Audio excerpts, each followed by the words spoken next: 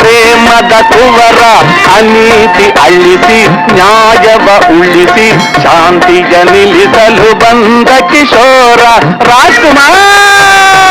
ಸುಸ್ವಾಗತ ನಮ್ಮ ಈ ಚಾನೆಲ್ಗೆ. ಈ ವ್ಯಕ್ತಿ ಚಿತ್ರದಲ್ಲಿ ಬಳಸಿಕೊಳ್ಳಲಾಗಿರುವ ಫೋಟೋಗಳು, ವಿಡಿಯೋಗಳು ಮತ್ತು ಹಾಡುಗಳ ಹಕ್ಕು ಸ್ವಾಮ್ಯ ಹೊಂದಿರುವ ಮೂಲ ಮಾಲೀಕರಿಗೆ ನಮ್ಮ ಹೃತ್ಪೂರ್ವಕ ಧನ್ಯವಾದಗಳು. Rajkumar, doctor Rajkumar, doctor Rajkumar. ಕನ್ನಡ ಜನರ ಪಾಲಿಗೆ ನಿಜವಾದ ರಾಜಕುಮಾರ್. ಕನ್ನಡ ಚಿತ್ರರಂಗದಲ್ಲಿ ಮರೆಯಲಾಗದ ವ್ಯಕ್ತಿ. ಅವರ ಜೀವನ, ಸಾಧನೆ, ಕಲಾ ಸೇವೆ ಕನ್ನಡ ನಾಡಿನ ಕೀರ್ತಿ ಪತಾಕೆ. ಪ್ರತಿಯೊಂದು ದಂತಕಥೆಯ ಹಿಂದೆ ಒಂದು ಆರಂಭದ ಕತೆ ಇದ್ದೇ ಇರುತ್ತೆ ಅಲ್ವಾ? ರಾಜ್ಕುಮಾರ್ ಅನ್ನೋ ಈ ದಂತಕಥೆಯ ಪಯಣ ಶುರುವಾಗಿದ್ದು ಯಾವುದೋ ದೊಡ್ಡ ಫಿಲ್ಮ್ ಸ್ಟುಡಿಯೋದಲ್ಲಿ ಅಲ್ಲ, ಬದಲಿಗೆ ರಂಗಮಂಚದ ಮೇಲೆ. ಕೆಲವರು ಅವರನ್ನ ನಟ ಸಾರ್ವಭೌಮ ಅಂತಾರೆ, ಇನ್ನು ಕೆಲವರು ವರನಟ ಅಂತಾರೆ. ಆದರೆ ಕೋಟ್ಯಾಂತರ ಕನ್ನಡಿಗರ ಪಾಲಿ ಅದು ಅಣ್ಣ ಅವರು. ಬನ್ನಿ ಕನ್ನಡ ಚಿತ್ರರಂಗದ ಈ ಅಪ್ರತಿಮ ನಟನ ಪಯಣದ ಬಗ್ಗೆ ಇವತ್ತು ತಿಳಿದುಕೊಳ್ಳೋಣ. ಭಾರತೀಯ ಸಿನಿಮಾದಲ್ಲಿ ಕೆಲವು ನಟರು ಕೇವಲ ನಟರಾಗಿ ಉಳಿಯೋದಿಲ್ಲ, ಅವರು ಇಡೀ ಸಂಸ್ಕೃತಿಯ ಪ್ರತೀಕ ಆಗ್ಬಿಡ್ತಾರೆ.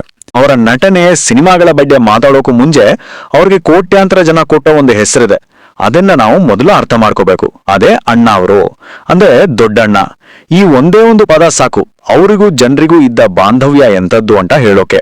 ಹಾಗಾದ್ರೆ ಒಬ್ಬ ನಟ ಕೇವಲ ನಟನಾಗಿ ಉಳಿಯದೆ ಒಂದು ಸಾಂಸ್ಕೃತಿಕ ವಿದ್ಯಮಾನವಾಗಿ ಇಡೀ ನಾಡಿನ ಜನರ ಅಣ್ಣ ಅಂತ ಹೇಗೆ ಕರೆಸ್ಕೊಂಡ್ರು? ಏನಾಗಿತ್ತು ಅವರ ವಿಶೇಷತೆ? ಡಾಕ್ಟರ್ ರಾಜ್ಕುಮಾರ್ ಅವರ ಪ್ರಭಾವ ಕೇವಲ ಕರ್ನಾಟಕಕ್ಕೆ ಸೀಮಿತವಾಗಿರಲಿಲ್ಲ. ಅವರು ಇಡೀ ಭಾರತೀಯ ಚಿತ್ರರಂಗ ಕಂಡ ಓರ್ವ ದೈತ್ಯ ಪ್ರತಿಭೆ ಅನ್ನೋದಕ್ಕೆ ಇದೇ ಸಾಕ್ಷಿ. ನೋಡಿ, ಇವು ಬರೀ ಬಿರುದುಗಳಲ್ಲ, ಇವು ಇಡೀ ರಾಜ್ಯ ಅವರ ಜೊತೆಗಿದ್ದ ಆಳವಾದ ಒಂದ್ ರೀತಿ ಕೌಟುಂಬಿಕ ಸಂಬಂಧದ ಪ್ರತಿಬಿಂಬ. ಅಣ್ಣ ಅವರು ಅಂದಾಗ ಅದರಲ್ಲಿ ಬರೀ ಗೌರವವಿಲ್ಲ, ಪ್ರೀತಿ ಇದೆ, ಮನೆಯ ಹಿರಿಯ ಮಗನ ಮೇಲಿರೋ ಒಂದು ಅಧಿಕಾರ ಕೂಡ ಇದೆ. ಇದು ಯಾವುದೇ ಸ್ಟಾರ್ಗಿಂತಲೂ ಮೀರಿದ ಸ್ಥಾನ. ಪ್ರೇಕ್ಷಕರ ಮುಂದೆ ನಿಲ್ಲುವ ರಾಜಕುಮಾರ ಅಭಿಮಾನಿಗಳ ಆರಾಧ್ಯ ದೈವವಾದರು. ರಾಜಕುಮಾರ್ ಎಂದರೆ ಕಲಾವಿದರ, ಅಭಿಮಾನಿಗಳ ಮಹಾಪೂರವೇ ಹರಿದು ಬರುತ್ತದೆ. ಅವರ ನುಡಿಗಾಗಿ, ಅವರ ದರ್ಶನಕ್ಕಾಗಿ ಕಾತುರದಿಂದ ಹಂಬಲಿಸುವ ಜನ ಅಸಂಖ್ಯ. ಅದು ಕನ್ನಡ ಚಿತ್ರರಂಗದ ಇತಿಹಾಸವನ್ನೇ ಬದಲಿಸಿದ ಒಂದು ಕ್ಷಣ ಅಂದ್ರೆ ತಪ್ಪಾಗಲ್ಲ. ಆ ಒಂದು ರೈಲ್ವೆ ಸ್ಟೇಷನ್ನಲ್ಲಿ ನಡೆದ ಭೇಟಿ. ಒಂದು ವೇಳೆ ಅಂದು ನಿರ್ದೇಶಕ ಸಿಂಹ ಅವರು ಮುತ್ತುರಾಜು ಅವರನ್ನ ಗಮನಿಸದೆ ಹೋಗಿದ್ರೆ ಏನಾಗ್ತಿತ್ತು ಯೋಚನೆ ಮಾಡಿ. ಅಲ್ಲಿಂದಲೇ ಮುತ್ತುರಾಜು ಅನ್ನೋ ಯುವಕ ರಾಜ್ಕುಮಾರ್ ಅನ್ನೋ ಶಕ್ತಿಯಾಗಿ ಬೆಳೆದಿದ್ದು. ಹಾಗಾದ್ರೆ ಬನ್ನಿ ಅವರ ನಟನ ಬದುಕಿನ ವೈವಿಧ್ಯತೆಯನ್ನ ಸ್ವಲ್ಪ ಹತ್ತಿರದಿಂದ ನೋಡೋಣ. ಅವರ ವೃತ್ತಿ ಜೀವನವನ್ನೇ ರೂಪಿಸಿದ ಆ ಅದ್ಭುತ ಪಾತ್ರಗಳು. ಆದ್ರೆ ಆರಂಭದಲ್ಲಿ ಎಲ್ಲವೂ ಅಷ್ಟು ಸುಲಭವಾಗಿರಲಿಲ್ಲ ಗೊತ್ತಾ? ನಿರ್ಮಾಪಕರಿಗೆ ರಾಜ್ಕುಮಾರ್ ಅವರ ನೋಟದ ಬಗ್ಗೆ ಸ್ವಲ್ಪ ಅನುಮಾನವಿತ್ತು. ಆದರೆ ನಿರ್ದೇಶಕ ಸಿಂಹ ಅವರಿಗೆ ಮಾತ್ರ ರಾಜ್ಕುಮಾರ್ ಅವರಲ್ಲಿನ ಪ್ರತಿಭೆಯ ಮೇಲೆ ಅಚಲವಾದ ನಂಬಿಕೆ ಇತ್ತು. ಆ ನಂಬಿಕೆಯನ್ನ ರಾಜ್ಕುಮಾರ್ ತಮ್ಮ ಮೊದಲ ಚಿತ್ರದಲ್ಲೇ ನಿಜ ಮಾಡಿ ತೋರಿಸಿದರು. 1954 ಕನ್ನಡದ ಮಟ್ಟಿಗೆ ಸುವರ್ಣ ಅಕ್ಷರಗಳಲ್ಲಿ ಬರೆಯಬೇಕಾದಂತಹ ವರ್ಷ. ರಾಷ್ಟ್ರ ಮಟ್ಟದಲ್ಲಿ ಮನ್ನಣೆ ಪಡೆದ ಬೇಡದ ಕಣ್ಣಪ್ಪ ಕನ್ನಡ ಚಲನಚಿತ್ರ ತೆರೆ ಕಂಡ ವರ್ಷ. ಕನ್ನಡಿಗರ ಹೃದಯ ಸಿಂಹಾಸನಾಧೀಶ್ವರ, ಅನಭಿಷಿಕ್ತ ದೊರೆ, ಅದ್ವಿತೀಯ ಮೇರುನಟ ಮುತ್ತು ರಾಜ್ ಈ ಚಿತ್ರದ ನಾಯಕ ರಾಜ್ಕುಮಾರ್ ಆಗಿ ಅರಳಿದರು. ಮೈಸೂರು ಜಿಲ್ಲೆಯ ಚಾಮರಾಜನಗರದ ಬಳಿ ಇರುವ ಗಾಜಿನೂರು ಗ್ರಾಮದಲ್ಲಿ ಮುತ್ತುರಾಜ್ ಜನಿಸಿದ್ದು 1928 ಏಪ್ರಿಲ್ 24ರಂದು. ರಂಗಭೂಮಿಯನ್ನೇ ಉಸಿರಾಗಿಸಿಕೊಂಡು ಬದುಕಲ್ಲಿ ಹಸಿರೆಂಬುದನ್ನೇ ಕಾಣದೆ ಕಡು ಬಡತನದಿಂದ ರಂಗ ಸೇವೆಯನ್ನು ಮಾಡುತ್ತಿದ್ದ ಸಿಂಗನಲ್ಲೂರು ಪುಟ್ಟಸ್ವಾಮಯ್ಯನವರ ಪುತ್ರ ಇಂದು ಕರ್ನಾಟಕ ರತ್ನ. ರಾಜ್ಕುಮಾರ್ ಅವರು ಚಿತ್ರರಂಗಕ್ಕೆ ಕಾಲಿಟ್ಟ ಮೇಲೆ ಅವರು ಬರೀ ಸಿನಿಮಾಗಳಲ್ಲಿ ನಟಿಸಿಲ್ಲ, ಬದಲಿಗೆ ಒಂದು ಇಡೀ ಪೀಳಿಗೆಗೆ ಸಿನಿಮಾದ ಬೇರೆ ಬೇರೆ ಪ್ರಕಾರಗಳನ್ನ ಪರಿಚಯಿಸಿದ್ರು. ಅವರೇ ಹಲವು ಜಾನರ್ಗಳಿಗೆ ಒಂದು ರೀತಿ ಮುಖವಾಡ ಆದ್ರು. 1942ರಲ್ಲಿ ಕನ್ನಡ ಪ್ರಹ್ಲಾದ ಅಂತ ಬಂತು. ಸುಬ್ರಹ್ಮಣ್ಯರು ಅಂತ ಹೇಳಿ ಅವರ ಸಂಸ್ಥೆನಲ್ಲಿ ತೆಗೆದ ಚಿತ್ರ. ಅದರಲ್ಲಿ ನಮ್ಮ ಅಪ್ಪಾಜಿ, ನಾನು, ನನ್ನ ತಮ್ಮ, ನಾವೆಲ್ಲ ಇದ್ವಿ. ನಮ್ಮ ಅಪ್ಪಾಜಿ ಅಖಂಡಾಸುರ ಅಂತ ಒಂದು ಪಾತ್ರ ಮಾಡಿದ್ವಿ.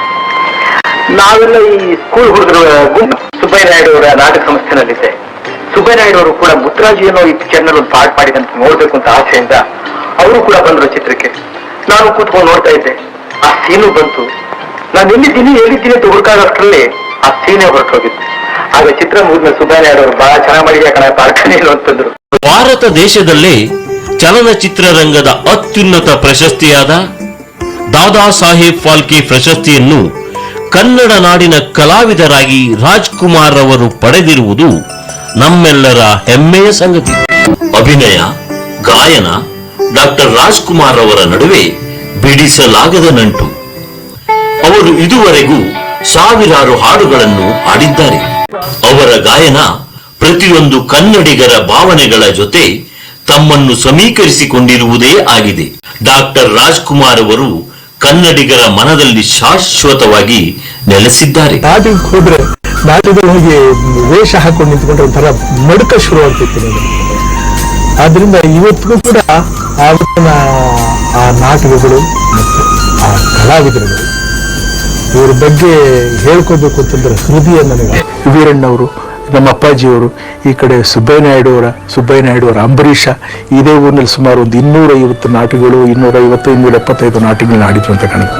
ಅದರಲ್ಲಿ ರಮಾಕಾಂತ್ ಅಂತ ಹೇಳಿ ಅಂಬರೀಷನ್ ತಮ್ಮನ ಪಾತ್ರ ಮಾಡ್ತಾ ಇದ್ದೆ. ಆ ಪಾತ್ರವೇ ನನ್ನನ್ನ ಈ ಬೇಡ್ರ ಕಣ್ಣಪ್ಪನಿಗೆ ಎಳೆದಿದ್ದಂತೆ. ಕನ್ನಡ ನಾಡು ನುಡಿಗಾಗಿ ಅವರ ಕಣಕಣವು ಮಿಡಿಯುತ್ತಿತ್ತು. ಪ್ರತಿಯೊಬ್ಬ ಅಭಿಮಾನಿಗೂ ಸ್ಫೂರ್ತಿಯ ಸೆಲೆ ಡಾಕ್ಟರ್ ರಾಜ್. ಕೇವಲ ಒಬ್ಬ ವ್ಯಕ್ತಿ ಅಥವಾ ಕಲಾವಿದ ಆಗಿರಲಿಲ್ಲ, ಕರ್ನಾಟಕದ ಕೋಟಿ ಕೋಟಿ ಜನತೆಯ ಅಭಿಮಾನವಾಗಿದ್ದರು. ಡಾಕ್ಟರ್ ರಾಜ್ರವರು ತಮ್ಮ ತಂದೆ ತಾಯಿಗಳನ್ನು ಸದಾ ಹೀಗೆ ಸ್ಮರಿಸಿಕೊಳ್ಳುತ್ತಾರೆ. ನಿಮ್ಮ ಈ ವಿಶ್ವಾಸಕ್ಕೆ ಯಾವ ರೀತಿ ಕೃತಜ್ಞತೆ ಸಲ್ಲಿಸಬೇಕು ನನಗೆ ಗೊತ್ತಾಗ್ತಾ ಇಲ್ಲ. ರಂಗಭೂಮಿಗಾಗಲಿ ಚಿತ್ರರಂಗಕ್ಕಾಗಲಿ ಕಿಂಚಿತ್ ಸೇವೆ ನನ್ನಿಂದ ಸಲ್ಲಿದ್ರೆ ಅದಕ್ಕೆ ಕಾರಣ ನಾನಲ್ಲ. ಈ ಗೌರವ ಎಲ್ಲ ಸಲ್ಲಬೇಕಾದ ನಮ್ಮ ಅಪ್ಪಾಜಿ ಅವರಿಗೆ. ಇವರೇ ನಮ್ಮ ತಂದೆಯವರು, ನಮಗೆ ಬೆಳಕನ್ನು ತೋರಿಸ್ಕೊಟ್ಟ ದೇವರು. ಸಿಂಗಾರೂರು ಪರಶುರಾಮಯ್ಯನವರು ಸಾಧಾರಣವಾಗಿ ಅವರು ರಾಕ್ಷಸ ಪಾತ್ರಗಳನ್ನ ಮಾಡೋದ್ರಲ್ಲಿ ಎತ್ತಿನ ಕೈ. ರಾವಣ, ಭೀಮ, ಕಂಸ, ಜಲಂಧರ ಈ ಪಾತ್ರಗಳನ್ನೆಲ್ಲ ನೋಡಿದ್ದ ನೆನಪೆ ನನಗೆ ಮಹಿಷಾಸುರ, ರಣಧೀರ್ ಕಂಠೀರವ ಇವುಗಳೆಲ್ಲ ಮಾಡೋದಕ್ಕೆ ಸ್ಫೂರ್ತಿ ಕೊಡ್ತು. ಇವತ್ತಿನ ನನ್ನ ಈ ಏಳಿಗೆ ನಾವು ಕಣ್ತುಂಬ ನೋಡಿದ್ರೆ ಬಹಳ ಸಂತೋಷ ಪಡ್ತಾ ಇದ್ರು. ಅಪ್ಪಣ್ಣಪ್ಪನವರು ಅಂತ ಹೇಳಿ ನಮಗೆ ನಮ್ಮ ತಂದೆಯವರು ಗುರುಗಳು ಮತ್ತು ಪೂಜ್ಯರು. ಇವತ್ತಿನ ನಮ್ಮ ಏಳಿಗೆಗೆ ಅವರ ಪ್ರೇಮಾಶೀರ್ವಾದ ಕಾರಣವೇ. ತಂದೆಯವ್ರ ಊರು ಸಿಂಗಾರಲ್ಲೂರು ಅಂತ ಹೇಳಿ ಕೊಳ್ಳೇಗಾಲದ ಹತ್ರ ಇದೆ. ನಾನು ಹುಟ್ಟಿದೂರು ನಮ್ಮ ತಾಯಿ ಊರು ದೊಡ್ಡಗಾಜನೂರು ಅಂತ ಚಾಮರಾಜನಗರದಿಂದ 13 ಮೈಲಿ ದೂರದಲ್ಲಿರೋ ತಾಳ್ವಾಡಿ ಸರ್ಕಾರದಲ್ಲಿದೆ.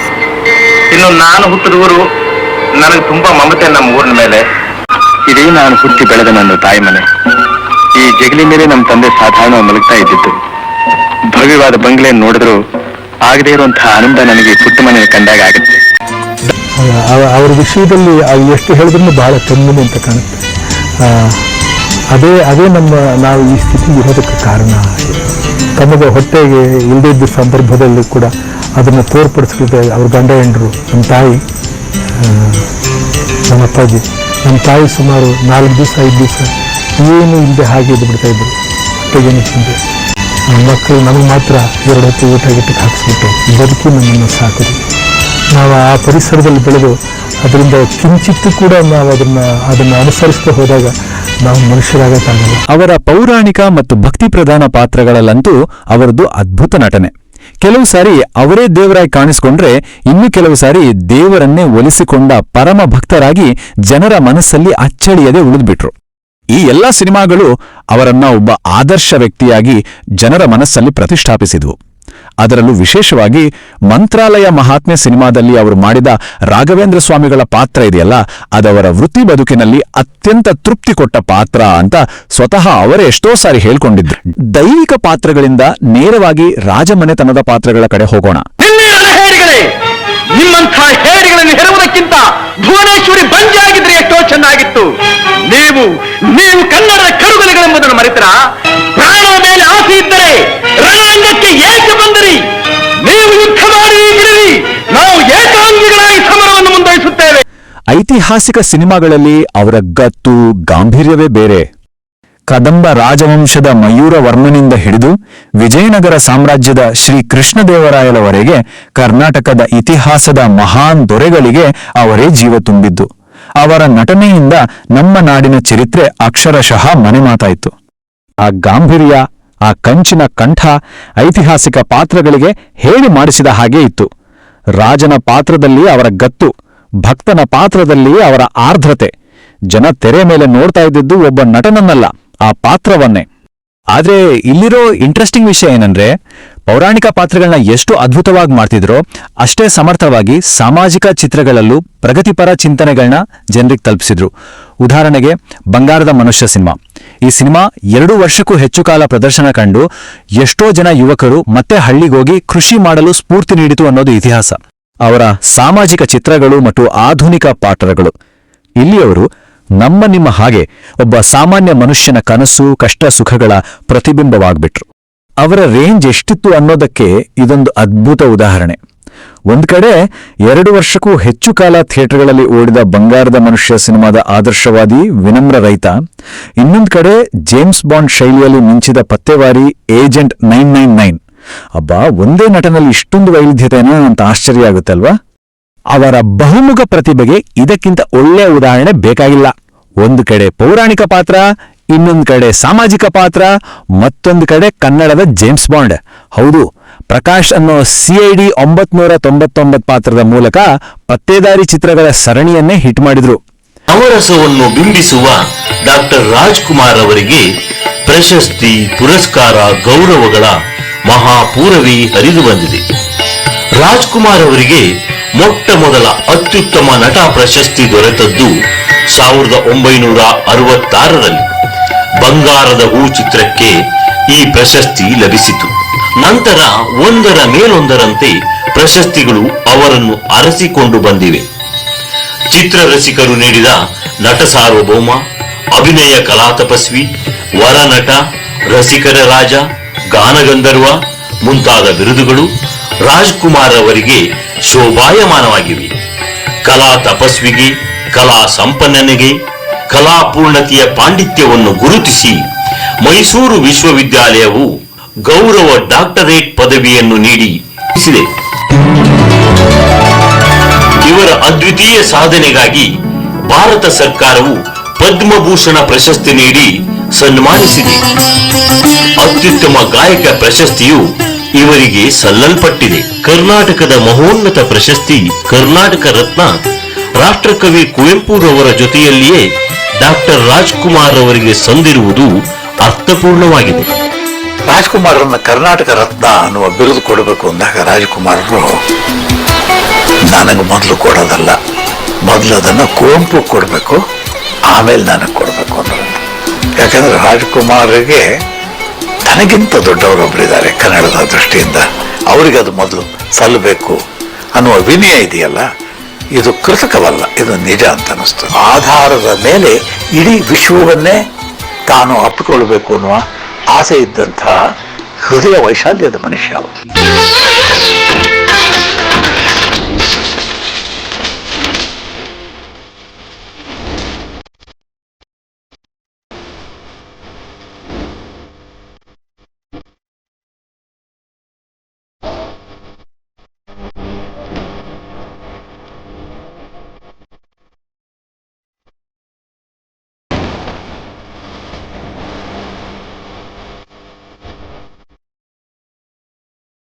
ಐದು ದಶಕಗಳ ಕಾಲ ಸತತವಾಗಿ ಹೀರೋ ಆಗಿ ಉಳಿಯೋದಂದ್ರೆ ಸುಲಭದ ಮಾತಲ್ಲ.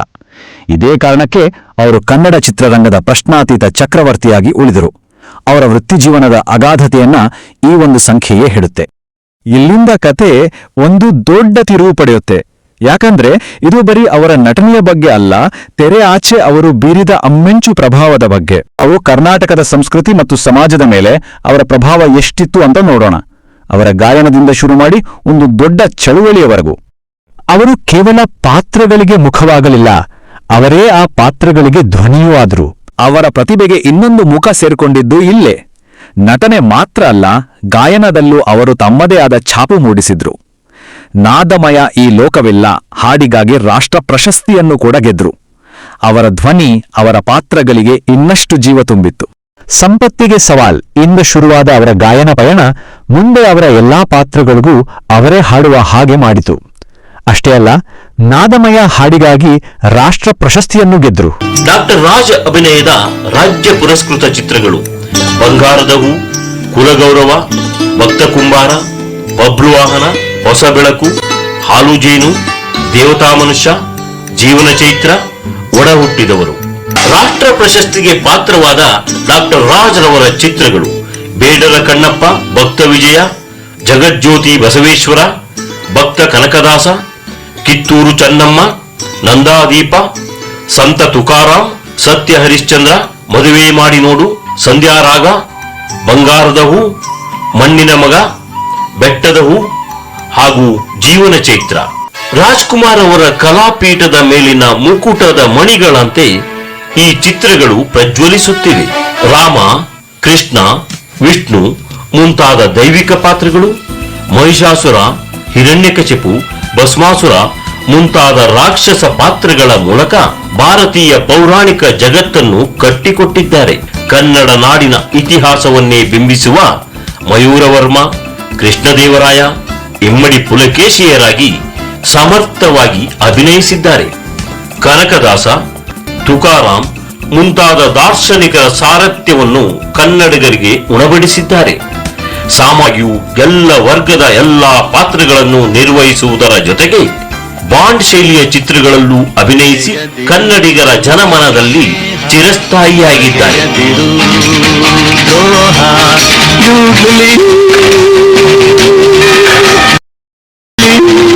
ಅವರಿಗೆ ಹಾಡುವ ಒಂದು ಒಳ್ಳೆಯ ಸುಯೋಗ ನನಗೆ ಎಷ್ಟೋ ವರ್ಷಗಳಿಂದ ಲಭಿಸಿರುವುದು ಹಿಂದೆಂದಿಗೂ ಮರೆಯಲಾಗದ ಒಂದು ವಿಷಯ. ಅದು ಆ ತರ ಎಳೆದು ಇಟ್ಕೋತಿದ್ರು. ಹೌದು.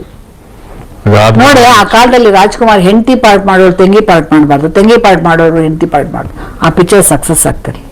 ಆ ತರ ರಾಜ್ಕುಮಾರ್ ಹಂಗೆ ಅವರು ಅದೇ ರಾಜ್ಕುಮಾರ್ ಹೇಳ್ತಾ ಇದ್ರು, ಅವರೊಬ್ಬ ಮನೆ ಮಗನಾಗಿ, ಒಬ್ಬ ತಂದೆ ಆಗಿ, ಒಬ್ಬೊಬ್ರು ತಾತನಾಗಿ ನನ್ನನ್ನು ಸ್ವೀಕರಿಸಿದ್ದಾರೆ.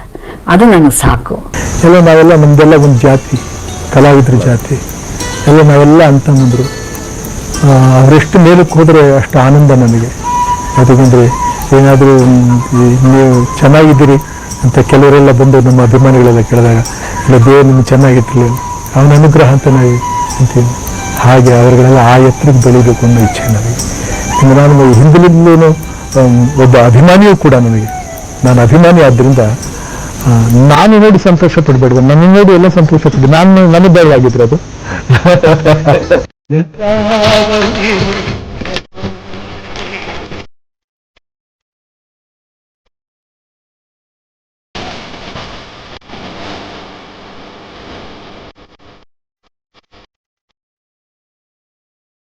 ಭಾಷೆ ಕಡೆ ಗಮನ ಕೊಟ್ಟು ನಮ್ಮ ಸಂಸ್ಕೃತಿ, ನಮ್ಮ ಕರ್ನಾಟಕ ಕಲೆಗೆ ಎಂಥ ಒಂದು ರಾಜ ಮಹಾರಾಜರುಗಳ ಕಾಲದಿಂದ ಪ್ರೋತ್ಸಾಹ ಇತ್ತು, ಎಷ್ಟು ಮಟ್ಟಿಗೆ ನಡೀತು, ಈ ಸಂಸ್ಕೃತಿ ಅನ್ನೋದು ಎಷ್ಟು ಮಟ್ಟಿಗೆ ಬೆಳೀತು, ಅದರಲ್ಲೂ ನಾಟಕ ಪರಂಪರೆಯಿಂದ ತುಂಬ ಬೆಳೆದು ಬಂದಿದೆ ಅದು.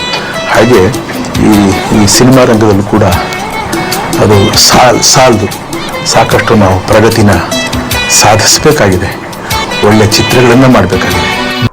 ಅದೇ ಸಮಯದಲ್ಲಿ ಅಂದ್ರೆ 80ರ ದಶಕದ ಆರಂಭದಲ್ಲಿ ಕರ್ನಾಟಕದಲ್ಲಿ ಒಂದು ದೊಡ್ಡ ಸಾಮಾಜಿಕ ರಾಜಕೀಯ ಚಳವಳಿ ನಡೀತಾ ಇತ್ತು. ಅದೇ ಗೋಕಾಕ್ ಚಳವಳಿ. ಇಷ್ಟೊತ್ತು ನಾವು ನೋಡಿದ್ದು ತೆರೆಯ ಮೇಲಿನ ರಾಜ್ಕುಮಾರ್ ಅವರನ್ನ. ಆದ್ರೆ ತೆರೆಯಾಚೆ ನಿಜ ಜೀವನದಲ್ಲಿ ಅವರು ತಮ್ಮ ನಾಡು ನುಡಿಗಾಗಿ ಹೇಗೆ ಒಂದು ಅಚಲವಾದ ಧ್ವನಿ ಆದ್ರು ಅನ್ನೋದನ್ನ ಈಗ ನೋಡೋಣ. 80ರ ದಶಕ ಕರ್ನಾಟಕದ ಶಾಲೆಗಳಲ್ಲಿ ಕನ್ನಡಕ್ಕೆ ಮೊದಲ ಆದ್ಯತೆ ಸಿಗಬೇಕು ಅನ್ನೋ ಉದ್ದೇಶದಿಂದ ಗೋಕಾಕ್ ಚಳುವಳಿ ಆರಂಭ ಆಗಿತ್ತು. ಆದರೆ ಆರಂಭದಲ್ಲಿ ಈ ಹೋರಾಟಕ್ಕೆ ಅಷ್ಟೊಂದು ವ್ಯಾಪಕವಾದ ಜನಬೆಂಬಲ ಇರಲಿಲ್ಲ. ಆದರೆ ಎಲ್ಲವೂ ಒಂದು ನಿರ್ಣಾಯಕ ಘಟ್ಟದಲ್ಲಿ ಬದಲಾಯಿತು. ಚಳವಳಿಯ ನೇತೃತ್ವ ವಹಿಸಿಕೊಂಡು ಇಡೀ ಕನ್ನಡ ನಾಡನ್ನು ಸುತ್ತಿ ಆ ಚಳವಳಿಯನ್ನು ಯಶಸ್ವಿಗೊಳಿಸುವುದೇ ಇದಕ್ಕೆ ನಿದರ್ಶನ. ಚಳುವಳಿಗೆ ಒಂದು ಹೊಸ ಶಕ್ತಿ, ಒಂದು ಹೊಸ ದಿಕ್ಕು ಕೊಟ್ಟಿದ್ದೆ ಡಾಕ್ಟರ್ ರಾಜ್ಕುಮಾರ್. ಸಾಹಿತಿಗಳ ಹೋರಾಟಗಾರರ ಹೋರಾಟವಾಗಿದ್ದದು ಅವರ ಒಂದೇ ಒಂದು ಕರೆಯಿಂದಾಗಿ ಇಡೀ ನಾಡಿನ ಜನ ಚಳುವಳಿಯಾಗಿ ಬದಲಾಯಿತು. ಆ ಕ್ಷಣದಲ್ಲಿ ಅವರು ಕೇವಲ ನಟ ಆಗಿ ಉಳಿದಿರಲಿಲ್ಲ, ಕನ್ನಡ ನಾಡಿನ ನಿಜವಾದ ನಾಯಕ ಆಗಿ ಹೊರಹೊಮ್ಮಿದ್ರು. ಈ ಚಳುವಳಿಯನ್ನ ಡಾಕ್ಟರ್ ರಾಜ್ಕುಮಾರ್ ಪ್ರವೇಶ ಮಾಡಿದ್ದು, ಅವರು ಬಂದ ಮೇಲೆ ಅದರ ದಿಕ್ಕೇ ಬದಲಾಗಿ ಹೋಯಿತು. ಇಡೀ ರಾಜ್ಯ ಅವರ ಹಿಂದೆ ನಿಂತು ಬಿಡ್ತು. ಕೊನೆಗೆ ಸರ್ಕಾರ ಚಳುವಳಿಯ ಬೇಡಿಕೆಗಳಿಗೆ ಮಣಿಯಲೇಬೇಕಾಯಿತು. ಡಾಕ್ಟರ್ ರಾಜ್ ರವರ ಕಲಾಪಯಣದಲ್ಲಿ ವೀರಪ್ಪನ್ ಅಪಹರಣ, 108 ದಿನಗಳ ಕಾಲ ವೇದನೆ ಕನ್ನಡಿಗರ ಪಾಲಿಗೆ ಒಂದು ಕರಾಳ ಅಧ್ಯಾಯ. ಕಾಡಿನಿಂದ ಕನ್ನಡ ನಾಡಿಗೆ ಬಂದ ಕ್ಷಣ ಮಾತೃಭೂಮಿಗೆ ನಮಸ್ಕರಿಸಿ ಭಾವುಕರಾದರು. ಇದೇ ಸರ್ ಹಿನ್ನೆಲೆ, ನಿಜವಾದ ಸತ್ಯವಾದ ಮಾರ್ಗ ಯಾವುದಪ್ಪ ರಾಜ್ಕುಮಾರ್ ಕಂಡುಕೊಂಡಿದ್ದು. ರಾಜ್ಕುಮಾರ್ ಗೋಚರವಾಗಿದ್ದು, ರಾಜ್ಕುಮಾರ್ ನಡೆದು ಬಂದಿದ್ದು ಅಂತಂದ್ರೆ ಮೂಲ ಇದೆ. ಏಪ್ರಿಲ್ 12, 2006 ನಿಜವಾಗಲೂ ಕನ್ನಡಿಗರ ಪಾಲಿಗೆ ದುರ್ದಿನವೇ ಸರಿ. ಅಂದು ಕನ್ನಡ ನಾಡಿನ ಆರಾಧ್ಯ ದೈವ ನಮ್ಮ ನಿಮ್ಮೆಲ್ಲರ ಅಣ್ಣ